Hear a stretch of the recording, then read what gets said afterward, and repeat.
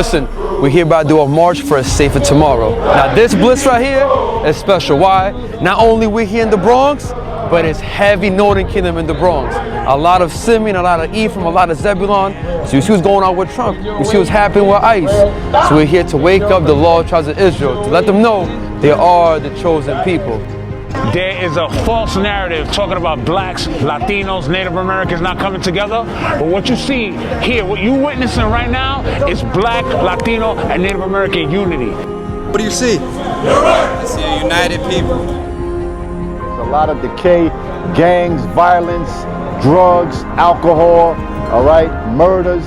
We're trying to get rid of all that thing. How? Through a demonstration of unity, a demonstration of love, a demonstration of compassion, a demonstration of hope. We are the same people. We go through the same afflictions, especially here in the Northeast, New York City. We've grown up together. We've suffered the same atrocities together all through history, even going back to when the conquistadors arrived. We worked in the fields together, right? We have our same fight. Hey, man, that was some good stuff right now. So blacks, Latinos, come on. It's high time we awake out of sleep. Unified, unity, unity, unity. I love this current administration because it's going to force blacks and Latinos to organize and come together as one.